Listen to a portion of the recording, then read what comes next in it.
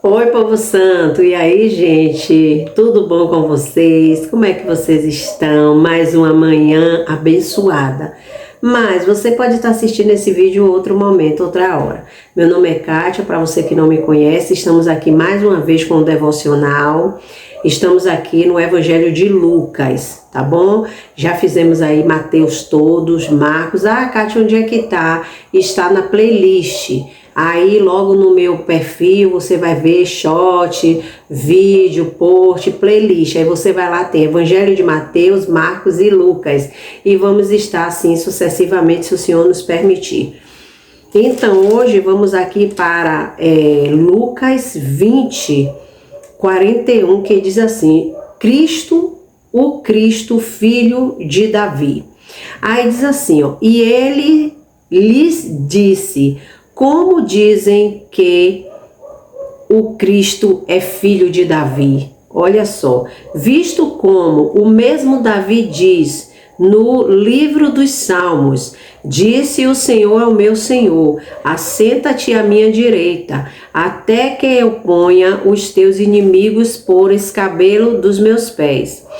Se Davi lhe chama Senhor, como é seu filho? Olha para isso, né? Parece até um enigma, não é isso? Então, só que vamos entender um pouco aqui, amados. Naquela época era comum chamar de filho alguém que filho de alguém que já morreu, de algum patriarca. Era comum. E Jesus, ele é chamado como Bartimeu, filho de Davi, tem misericórdia, né? Então, porque é da linhagem de Davi. Não é que Jesus era filho de Davi, porque Davi chamou Jesus de Senhor, chamou o Senhor, né? Isso como está escrito. Então, esse versículo deixa muitas pessoas confusas, assim, oxe, como é que Jesus chamou, o povo chama Jesus de filho de Davi? Se Jesus não é porque era da linhagem de Davi, e era costume, entendeu? Então chamava Jesus filho de Davi, não que fosse realmente o filho de Davi. Mas isso aqui eu já expliquei lá no outro devocional, bem mais detalhadamente nos outros evangelhos. E no 45, Jesus censura os escribas. Olha o que é que diz aqui. E no 45 diz assim, ó: e ouvindo todo o povo, disse Jesus aos seus discípulos. Jesus disse para os discípulos, mas ouvia todo o povo que Jesus estava falando aqui sobre filho de Davi. Aí Jesus diz assim, ó: guardai-vos dos escribas que querem andar com vestidos compridos e amam as saudações nas praças e as principais cadeiras nas sinagogas e os primeiros lugares nos banquetes. Olha só, gente. E os primeiros lugares nos banquetes, que devoram as casas das viúvas, fazendo por pretexto, olha só, por pretexto, largas orações, estes receberão maior condenação. Por que Jesus está dizendo isso? Porque era assim que eles faziam. Jesus disse: cuidado com esses, dessas rouponas grandes. Hoje pode-se dizer: cuidado com esses que andam todo engravatado, com esses paletó, né? Com esses que, olha, o homem de Deus, o homem de Deus. Jesus está dizendo: cuidado com eles, porque naquele tempo Jesus está falando vestidos, porque eram vestidos, as vestes longas, né?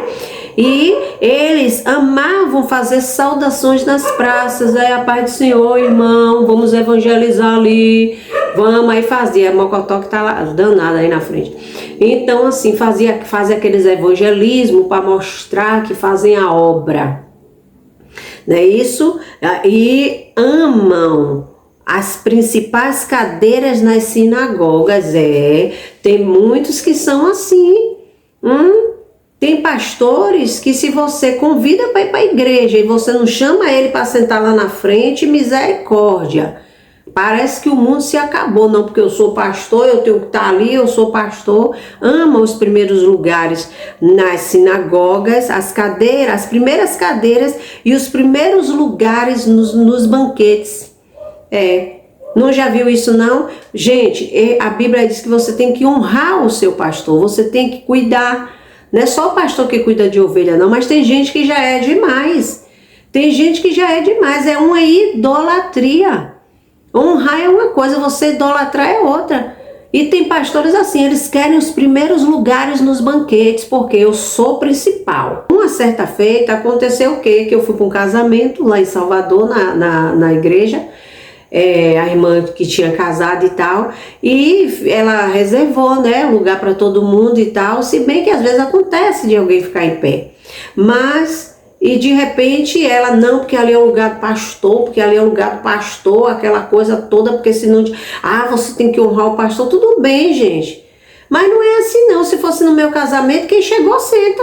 Não tem negócio de reservar cadeira para ninguém, não, ali é porque é o do pastor, não, o pastor também procura chegar no horário para poder, né? E ele que celebrou o casamento. Mas aquela idolatria, aquela coisa, daqui a pouco ele chegou, sentou e tal, e ainda sobrou lugar, ele viu a gente em pé. Não, irmã, senta aqui todo mundo e tal, quer dizer, mas tem uns não, tem uns que querem mesmo aqueles primeiros lugares, né? E os melhores banquetes para ele, aqui como diz assim, ó, as cadeiras nas sinagogas e os primeiros lugares nos banquetes, querem ser logo primeiro, que devora a casa das viúvas, fazendo pretexto de largas orações, esses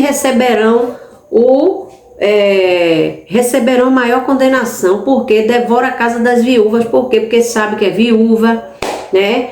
Vamos lá, né? Vamos cuidar da viúva e tal e tal.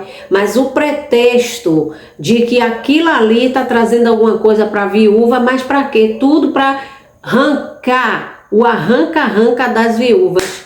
A realidade é essa e muita gente não quer ouvir, mas vai ter que ouvir. Entendeu? Então é o pretexto. Não vamos para casa da irmã fulana. Vamos para casa e começa, ai, glória a Deus, Jesus, tomar não sei o que, não sei o que, não sei o que. Pronto. Mas se não for uma viúva, se não for uma pessoa, se for uma pessoa, ou se não for uma viúva, uma pessoa normal que precise, não, chegou lá, minha irmã, Pai do Senhor, Deus abençoe, tchau, pronto. Agora, por que devora a casa das viúvas, hein? Depois eu vou trazer um estudo aqui sobre isso para vocês. Então, gente, esse é o vídeo de hoje, né? Às vezes o devocional é mais, mas tem outros que muita gente já é indireta. Ó, gente, se você tá recebendo a palavra, se conserte, né? Porque é assim que funciona comigo. Às vezes tem canal aqui que eu nem gosto, mas quando por um acaso eu vou assistir um vídeo e eu vejo uma parte que me cabe, mesmo que eu não goste, eu recebo. E outra coisa que eu vou dizer, quem incha sem doença, desincha sem remédio, tá bom? E o próximo devocional, vamos lá, que está a pequena oferta da viúva pobre. Eita, meu Deus, esse daí é o versículo chave para arrancar daquele que já não tem nada. Tá bom? Deus abençoe a sua vida, Deus te cubra de bênção, de saúde, de virtude e de graça. Eu também te abençoo em nome de Jesus. Amém? Tchau, até o próximo.